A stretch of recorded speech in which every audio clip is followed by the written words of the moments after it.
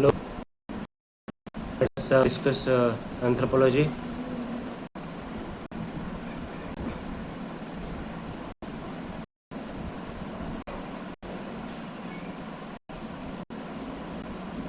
Relevance of menarche, menopause और जो दूसरे बायो इवेंट्स हैं, अब इनका फर्टिलिटी के ऊपर क्या इम्पैक्ट आता है वो हम डिस्कस करेंगे। फैमिली फर्टिलिटी पैटर्न्स को भी डिस्कस करेंगे और फर्टिलिटी पैटर्न्स को भी डिस्कस करेंगे। उसके बाद हम डिस्कस करेंगे demographic theories, biological, social and cultural 11.2 और 11.3 में कौन कौन से ऐसे बायोलॉजिकल सोशियोलॉजिकल फैक्टर्स हैं जो कि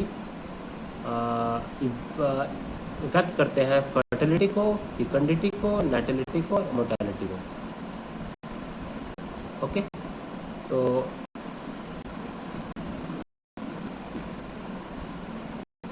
अब मीनोपास और बायो इवेंट्स का फर्टिलिटी के ऊपर क्या असर है। मीनोपास आपको पता है कि मेंस्ट्रुएशन का शुरुआत जाना, मेंस्ट्रुएशन साइकिल शुरुआत हो जाना, उसको हम बोलते हैं मीनोपास।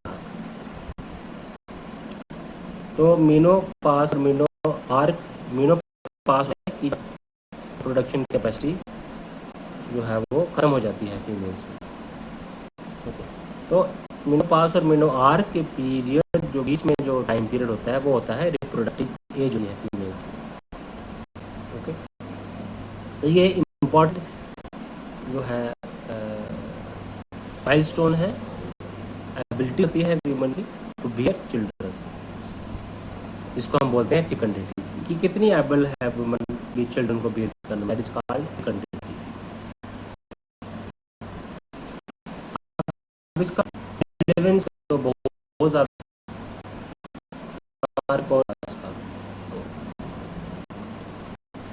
बेसिकली जब मेंस्ट्रुएशन फर्स्ट जो मेंस्ट्रुएशन पीरियड आता है उसको हम कहते हैं मीनोपास, मीनोपास। जो मीनोपास होता है कि जब लास्ट जब मेंस्ट्रुएशन साइकिल पहला आया पीरियड आया, जब मेंस्ट्रुएशन पीरियड बंद हो जाए, मेंस्ट्रुएशन पीरियड का स्टार्ट होना को बोलते हैं मीनार, और मेंस्ट्रुएशन पीरियड का बंद हो जाना उसको हम बोलते हैं मीनोपास। तो अब ये जो चीज़ें हैं किस टाइम पीरियड में फर्स्ट मेंस्ट्रुएशन साइकिल आएगा, किस टाइम पीरियड में मेंस्ट्रुएशन पीरियड ख़त्म हो जाए, बंद हो जाएगा, वो डिपेंड करता है। इन्वायरमेंट फैक्टर्स भी होते हैं उसमें कुछ जेनेटिक फैक्टर्स भी उसमें, जीन्स भी उसमें असर डालते हैं।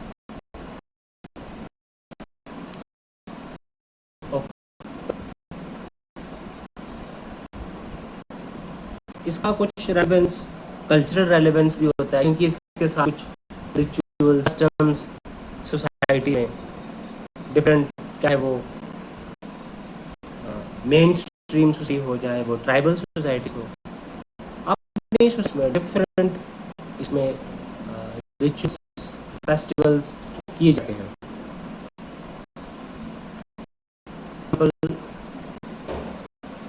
ऋतु कला संस्कारा, ऋतु कला संस्कारा साउथ इंडिया में सेरेमनी की जाती है। ठीक है, जब मीनार आता है सेलिब्रेट किया जाता है girls right D passage, RITE right D passage, तो राइट डी पैसेज सेलिब्रेट जाता है मीनार के। ये है साउथ इंडिया, जिसको हम बोलते हैं ऋतु कला संस्कार। कल्चरल सिग्निफिकेंस है इसकी, डेमोग्राफिक सिग्निफिकेंस है, पॉपुलेशन कंट्री, वो ग्रेड उसका वो डिपेंड करता है इन चीज़ों पे, टोटल फर्टिलिटी रेट।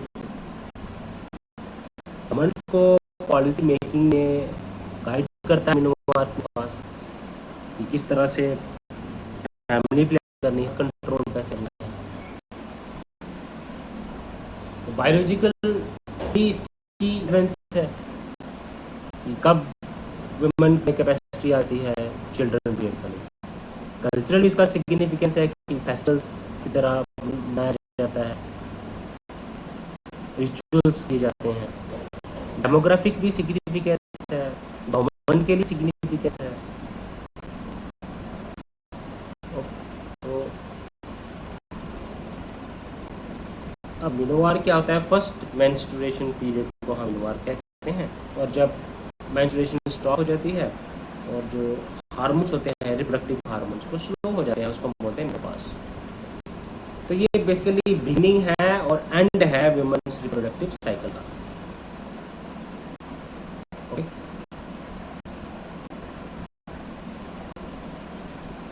अब बहुत सारी स्टडीज हुई हैं, तो एज के ऊपर फर्टिलिटी डिपेंड करती है।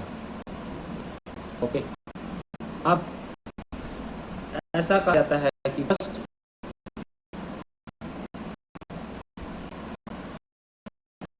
पीरियड होता है 12 से लेकर 13 साल के बीच। अर्लियर भी हो सकता है, कोई लेट भी हो सकता है, वो डिपेंड करता है। और क्या होता है कि इसके बाद फर्टिलिटी इंक्रीज कर जाती है।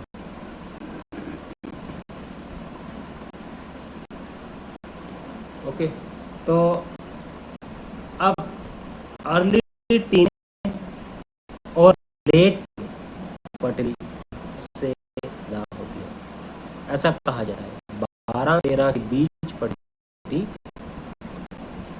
बढ़ती है, स्टार्ट होती है, और 20s में फर्टिलिटी पीक पे होती है। उसके बाद डिक्लाइन होना शुरू हो जाती है। ऐसा नहीं कि उसकी फर्टिलिटी खत्म हो जाती है, बट फर्टिलिटी डिक्रीज होना शुरू हो जाती है, ये आपको जानना है। अब बड़ी सारी स्टडीज हुई हैं, तो सडन ड्रॉप हो जाता है, डिक्रीज तो होती है 20 के बाद, सडन ड्रॉप देखने को मिलता है 30। और यूरोपियन में स्टडी हुई है 2004 में, तो और 27 लेके 34 साल तक और 35 लेके 39 साल तक 4% का डिफरेंस है। आप एज 45 पे आपको कंप्लीट जो है कंसीव नहीं हो पाता है और कोई लाइव बर्थ नहीं हो रहा। 50 to 80% ऑफ केसेस 45 के बाद लाइव बर्थ नहीं होता।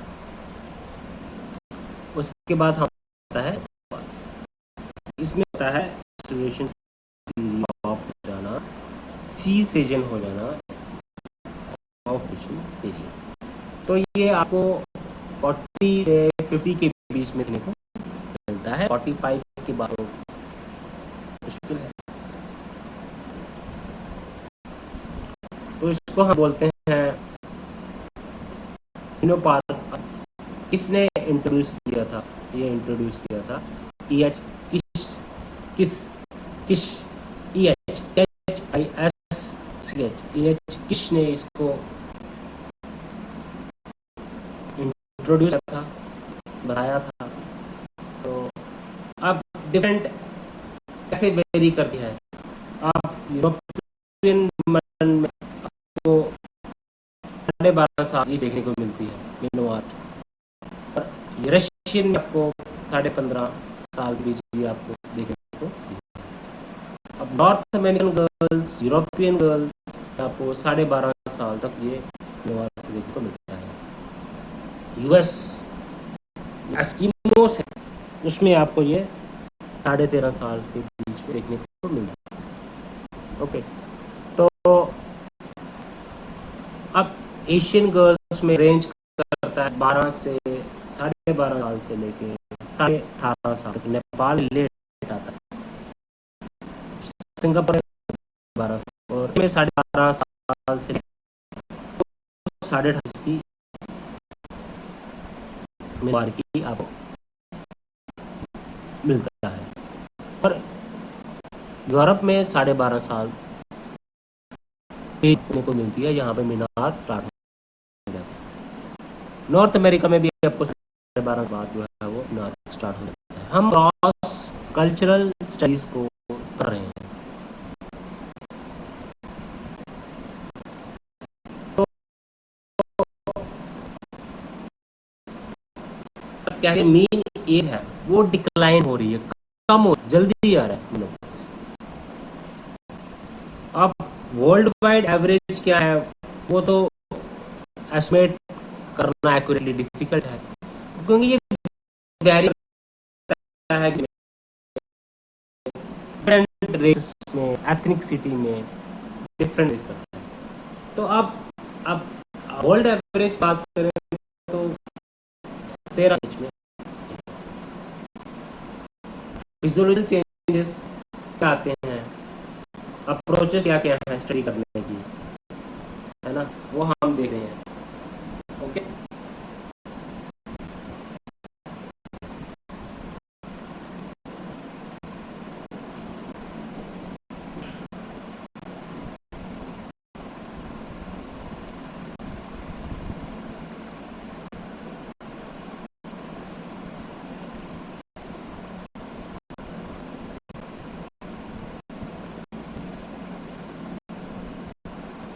तो अब बड़े सारे चेंजेस आ जाती हैं। Sorry. अब जो सेकेंडरी सेक्सुअल कैरेक्टर्स जो होते हैं वो अपीयर होना हो जाते हैं। फिजियोलॉजिकल चेंजेस आपको ऑब्जर्व करने, फिजियोलॉजिकल डेवलप होना शुरू हो जाता है।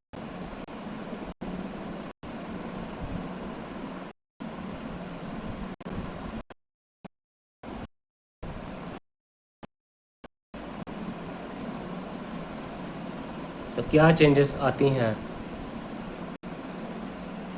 फर्टिलिटी में, क्या चेंज, तो फिजियोलॉजिकल चेंज मिलती है।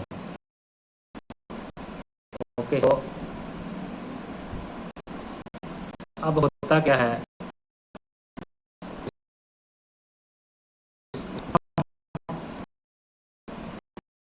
पोस्ट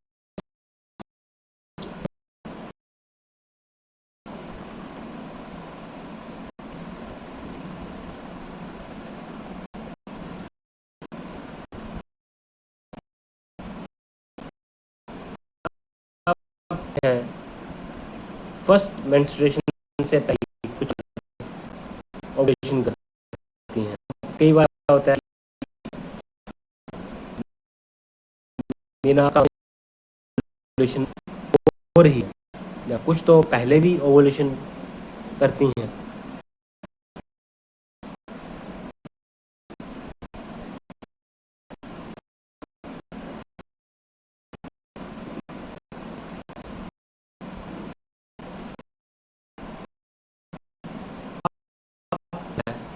कि अगर कोई गर्ल अगर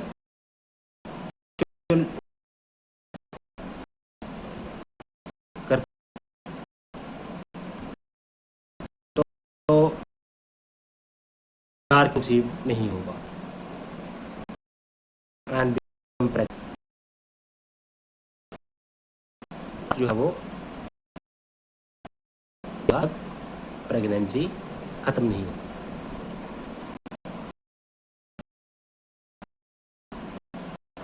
अब जम्पशन है, जो है कि बिना के बाद ही प्रेग्नेंट होती है। Age are not correlated, first second. तो अर्लियर मीनार्क में क्या होता है कि फर्टिलिटी की ज़्यादा means longer window fertility menarche में आपको विंड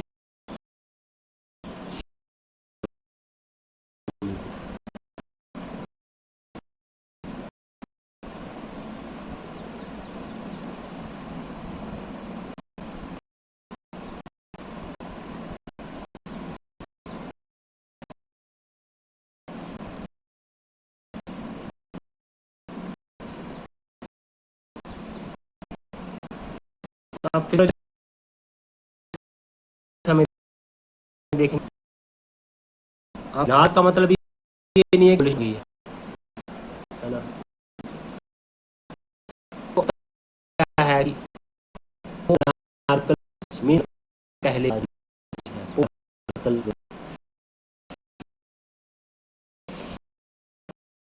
थर्ड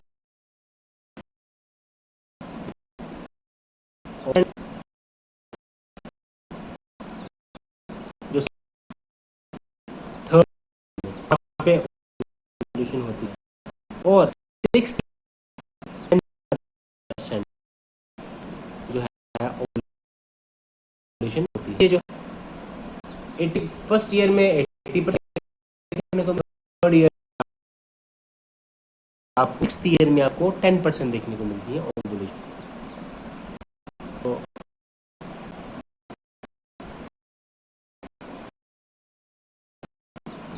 कितना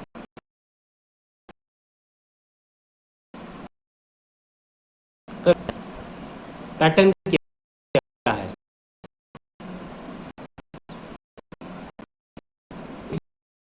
देखने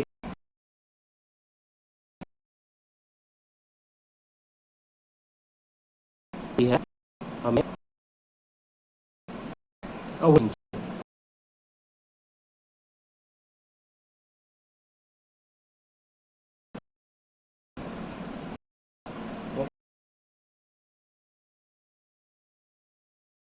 वो इंटरवल है, interval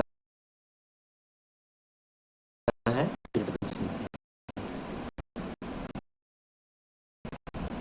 that is called seminar pass and fertility। तो बड़े केस में ये होता है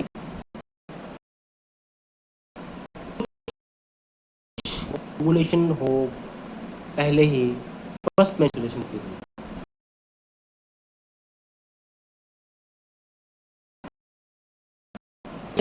हम हैं कि तो बायोलॉजी से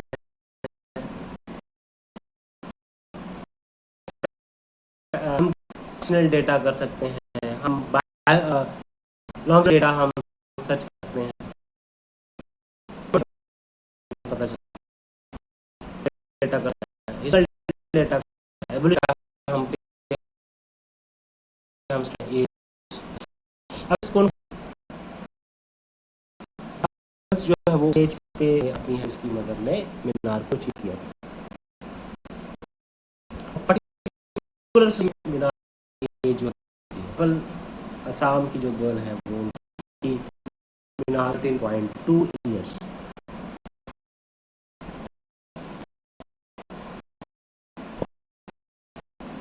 ट्रोजन हार्मोन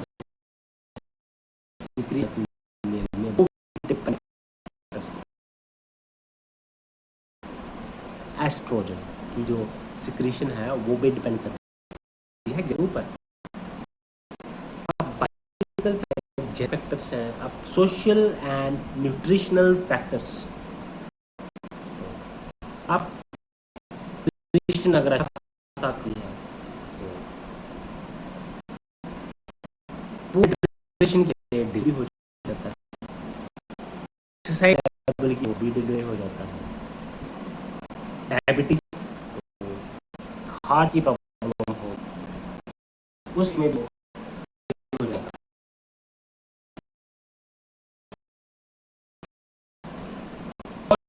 इंक्रीज होती है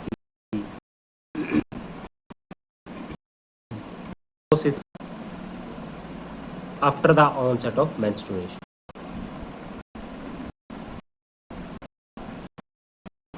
चीजें स्टेटस कैसा है, न्यूट्रिशनल यू नो वो डिपेंड। एएम ने स्टडी कहा कि जो अर्बन है उनका लेस होता है रूरल गर्ल्स का एक फूड की वजह से। पहले उसकी आदमी आती है दिल्ली की पहले एनवायरमेंट्स है तो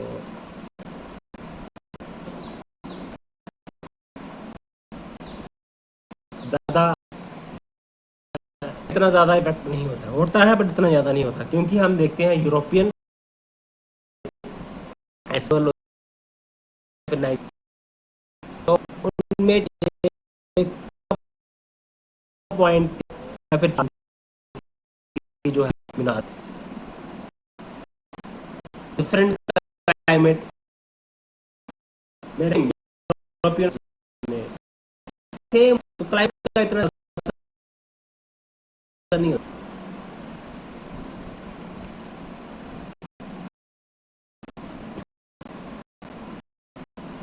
अर्ली देखो हमने पढ़ा फैक्टर्स, एनवायरमेंटल फैक्टर्स, जेनेटिक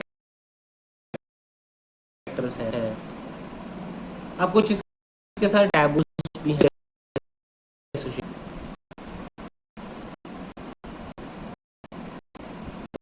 तो ऐसा है कि सीड्स जर्मिनेट नहीं हो सकती।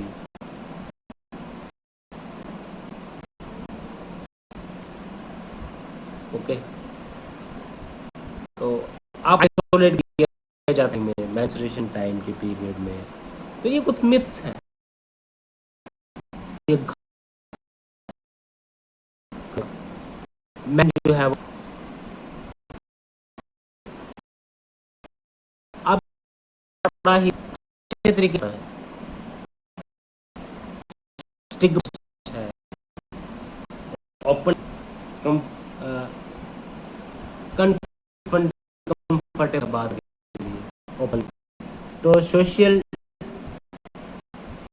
टैबू है इसका कौन सा बड़ा खाना खराब हो जाए मेल फर्टिलिटी नहीं, ये चीजें अभी भी स्टिग्मा है।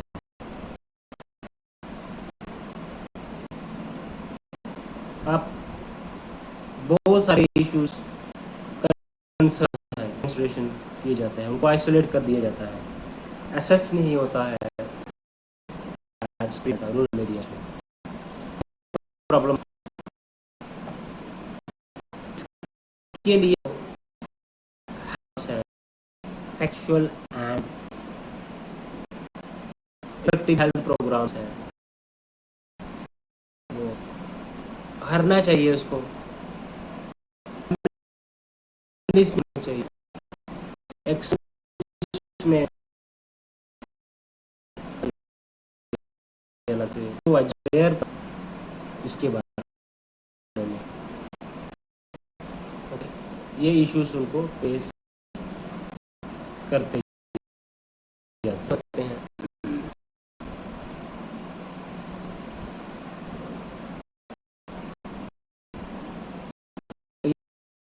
ये इशू बड़े सारे राइट्स होते हैं, बड़े सारे होते हैं पहले से साउथ इंडिया में किया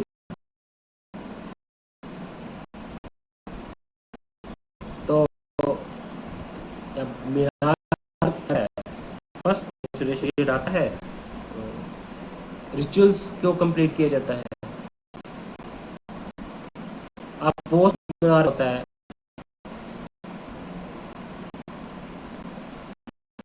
जिसको जो स्टेज होती है मीनार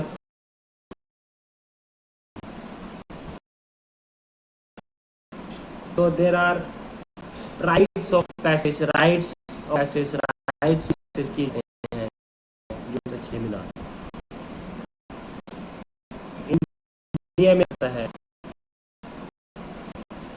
एक सेरेमनी होती है, स्पेशल मीनार सेरेमनी, ऋतु सड़ंगू।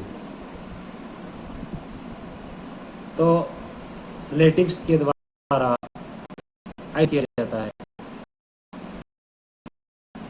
बातें कराई जाती है, गिफ्ट्स दिए जाते हैं, साड़ी पहनाई जाती है, विमेनहुड,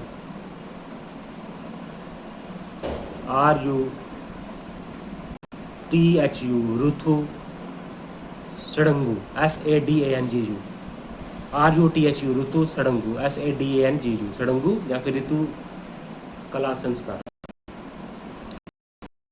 ऋतु सड़ंगू ये किया जाता है, उसको लाया जाता है, साड़ी आती है, ताकि वुमेन आइसोलेट किया जाता है, रिच फूड्स को दिए जाते हैं।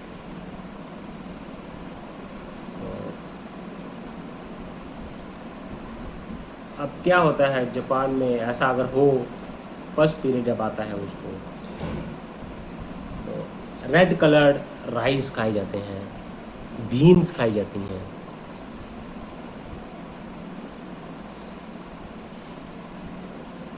ओके,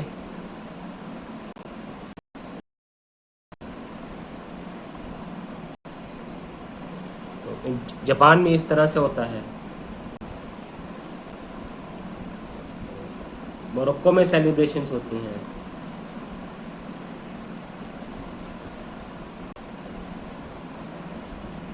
अलग अलग कंट्रीज में अलग अलग,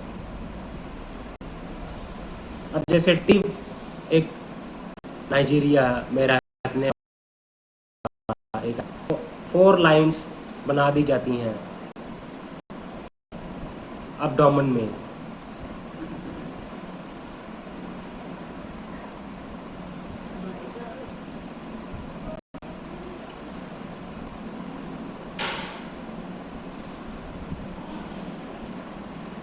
तो पेट पे 4 लाइनें बना दी जाती हैं मिनाज के टाइम पे। तो वो लाइंस जो बना दी जाती हैं वो बताती हैं फर्टिलिटी का सिंबल है। एग्जाम्पल जैसे फैक्टर्स क्या क्या है वो हमने डिस्कस कर दिया। सेलिब्रेटरी सेरेमनीज क्या क्या होती हैं वो हमने डिस्कस कर दिया। कल्चरल रेलेवेंस है, इश्यूज क्या क्या है, एसेस नहीं है सैनिटरी पैड्स का, स्कूल्स में एजुकेशन नहीं है, स्प्रे टॉयलेट्स होने चाहिए, डिस्पोज ऑफ करना है सैनिटरी प्रोडक्ट्स को, वाश करना है सैनिटरी प्रोडक्ट्स को, वो दिखने में दिक्कत होती है। तो रिप्रोडक्टिव प्रोग्राम्स होने चाहिए डॉक्टर्स के द्वारा। Okay, puberty. अब सेकुलर ट्रेंड देखा जाए तो प्यूबर्टी जो है बॉयज़ में पहले होती है, गर्ल्स में बाद में होती है।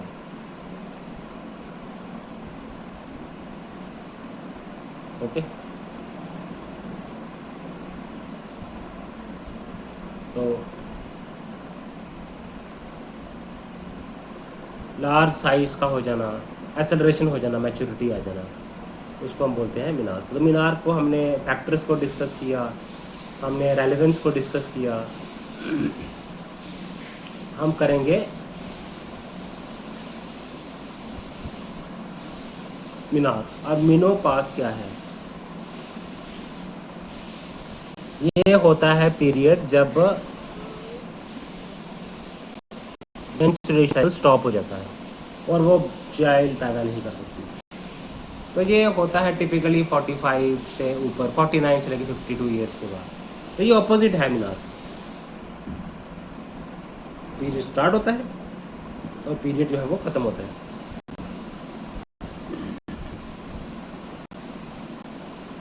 तो अगर ब्लीडिंग नहीं होती है, पेशेंट ब्लीडिंग नहीं होती है एक साल तक, तो मेडिकल प्रोफेशन को डिफाइन करते हैं।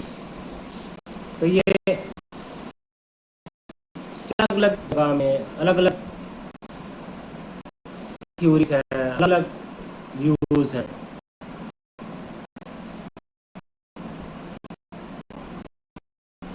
आप कहीं भी डिसऑर्डर आएंगे, मूड स्विंग्स आएंगे। ओके, कई बार क्या होता है अर्ली 30s में मेनोपॉज आना शुरू हो जाते हैं, तो उससे भी फर्टिलिटी नहीं होती है। इंडिया में 5 एज है होने की। तो इसमें एक रूल चेंज है कि आप हार्मोन प्रोडक्शन कम हो जाती है, उसकी वजह जो है कई बार क्या होता है कि यूट्रस रिमूव कर दिए जाते हैं सर्जरी से, तो उनमें ओवरीज हैं, सर्जरी के बाद फिर वो मेनोपॉज में आ जाती है, सर्जरी हो जाती है। ओके, तो नेल चेंज भी है।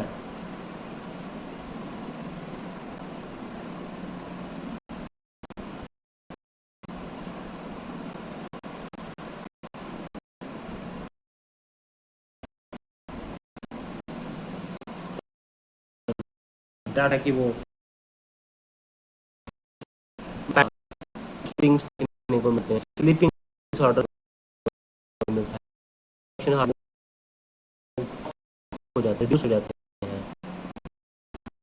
हार्मोन्स प्रोड्यूस किए जाते हैं, वो स्टॉप हो जाते हैं, ये चीज़ें। हॉट फ्लैशेस है, रेगुलर में स्वेटिंग हो जाना, है ना, पोस्ट मेनोपॉज, ये चीज़ें देखने को मिलती हैं।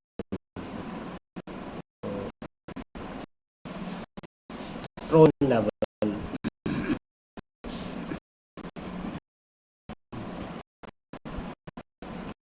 एस्ट्रोजन लेवल नहीं होता है, फिर उसके क्या होता है,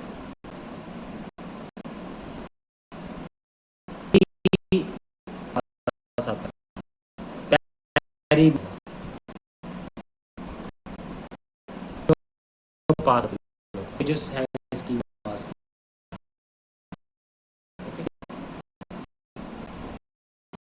नेक्स्ट फैक्टर सकती हैं,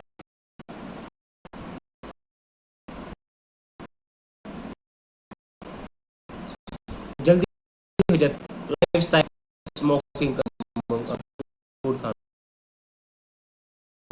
तो एंजाइटी, स्किन का हो जाना, इरिटेबल, स्लीपिंग डिसऑर्डर्स, फटीग, ये चीज़ें जो हैं इम्पैक्ट होती, ये चीज़ें जो असर करती हैं फर्टिलिटी। स्टार्ट है रिप्रोडक्टिव साइकिल और एक है एंड है वुमेन्स रिप्रोडक्टिव साइकिल। ओके, तो ये हमने डिस्कस किया।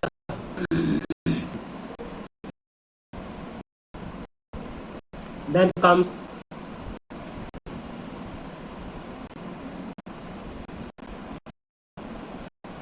बायो है फर्टिलिटी, अदर बायो इवेंट्स, इसमें हम करते हैं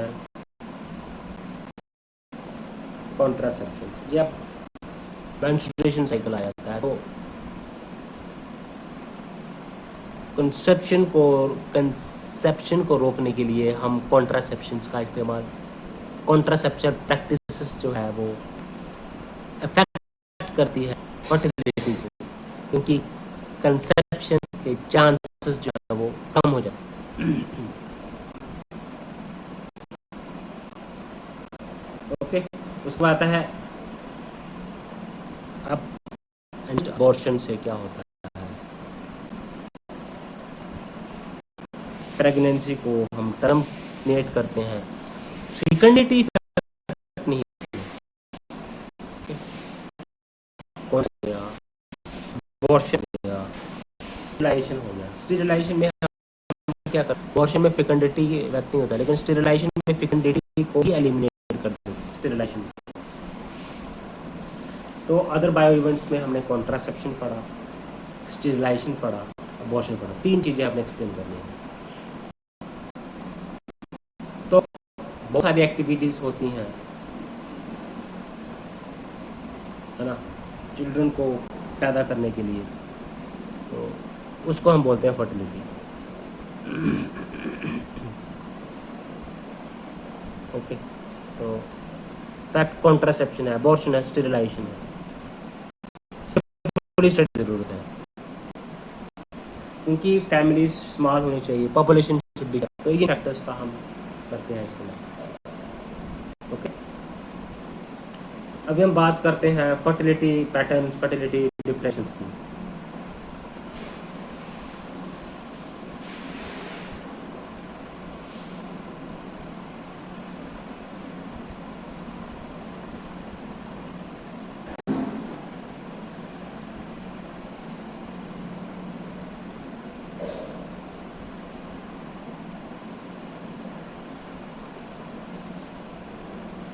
अब कौन कौन से पैटर्न्स क्या हैं?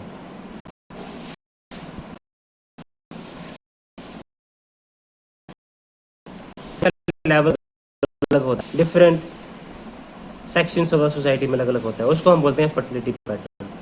और डिफरेंस अलग क्यों है उसको हम स्टडी करते हैं। ठीक है, तो अब बड़े सारे फैक्टर्स हैं जिससे हम फर्टिलिटी का पैटर्न को स्टडी कर सकते हैं, डिफरेंस को स्टडी कर सकते हैं। कि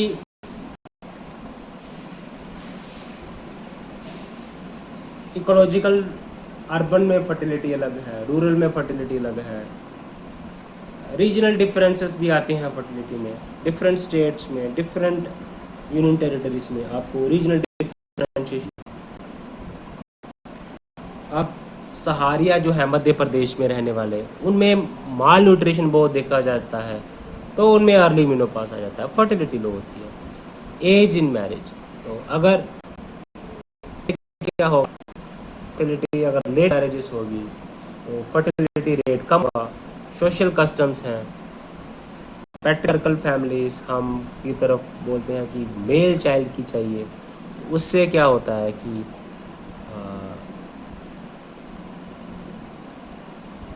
तब तक आप बच्चे पैदा करते रहो जब तक कि मेल चाइल्ड बोर्न नहीं होता। तो सोशल कस्टम्स है, एज क्या है, न्यूट्रिशन है, एजुकेशनल अटेनमेंट भी मदद करती है, इकोनॉमिक कंडीशन कैसी है, पुअर सोसाइटी में हाई फैंड को देखने, इकोनॉमिक स्टेट होती है, सुपरस्टिशंस हैं, इलिटरेसी है।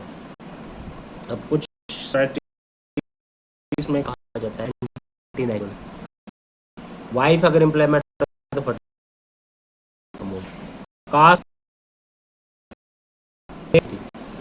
अब क्रिश्चियन होता है कि अर्थ को रिप्लेनिश करो, फर्टिलिटी को बढ़ाओ। इस्लाम कहता है कि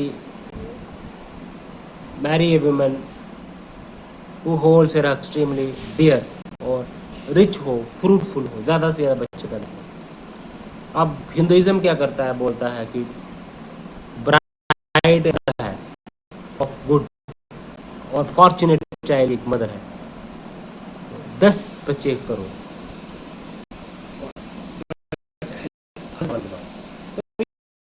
ये डिफरेंट करता है आपको, अगर औरत कर रही है तो वो भी इफेक्ट करेगी, अगर इन्फेंट रेट ज़्यादा होगी, अगर सोशल इकोनॉमिक कंडीशन अगर है तो वो भी इफेक्ट करेगी, एजुकेशन पढ़ी लिखी है तो बच्चे कम होंगे, एज अगर जल्दी होएगी तो फर्टिलिटी रेट ज़्यादा होएगा, न्यूट्रिशन लेवल अगर लो है तो मेरे पास जल्दी आएगा।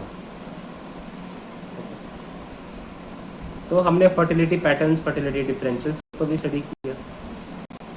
ओके, तो मेनोपॉज स्टडी किया, मेनोपॉज को स्टडी, फैक्टर्स कौन कौन से हैं जो कि इफेक्ट करते हैं, डिफरेंट हमने ऑल ओवर वर्ल्ड में फर्टिलिटी रेट क्या है उसको हमने स्टडी किया, वर्ल्ड के लेवल पे हमने फर्टिलिटी लेवल को स्टडी किया, क्रॉस सेक्शनल लॉन्गिट्यूडिनल स्टडी की, रेलेवेंस क्या है इसका, अब हम पढ़ते हैं डेमोग्राफिक थ्योरी।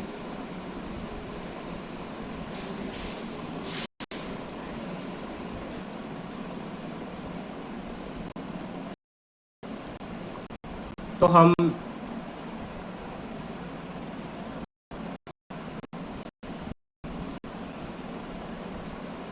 ने पढ़ा क्या है मीनार, क्या है मीनोपास, क्या है बायो इवेंट्स, क्या है फर्टिलिटी के, फर्टिलिटी पैटर्न्स क्या है, डिफरेंस क्या है, वो हम एडवेंट्स ऑफ मीनार and other events to fertility, fertility patterns और डिफरेंशियल्स को भी हमने डिस्कस गाइस। तो हाँ, इस वीडियो यहाँ तक की रखते हैं। आगे हम डेमोग्राफिक थ्योरीज,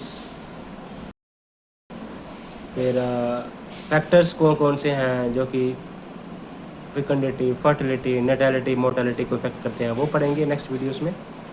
फिर उसके बाद लास्ट में टॉपिक आता है एप्लीकेशन ऑफ एंथ्रोपोलॉजी, ये एक टॉपिक है, ये पढ़ेंगे तो पेपर 1 हमारा कंप्लीट हो जाएगा।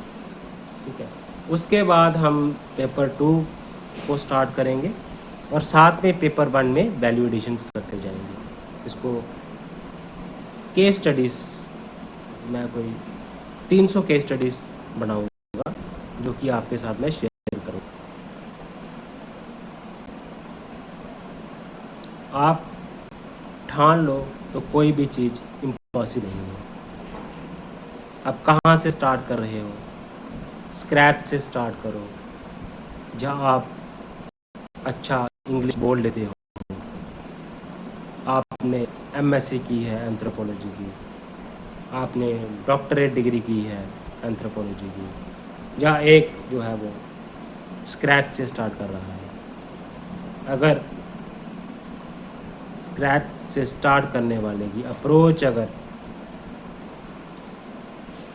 सही है, डायरेक्शन सही है, ऑनेस्टली वो एफर्ट्स दे रहा है, तो वो उनसे आगे निकल जाएगा जिन्होंने डॉक्टर डिग्री ऐसी की है। I am damn sure. तो इन चीज़ों को आपने डिस्कस करेंगे हम नेक्स्ट वीडियो में गाइस। तो गाइस चैनल जरूर करें, शेयर जरूर करें, सब्सक्राइब करें। Okay guys, thank you.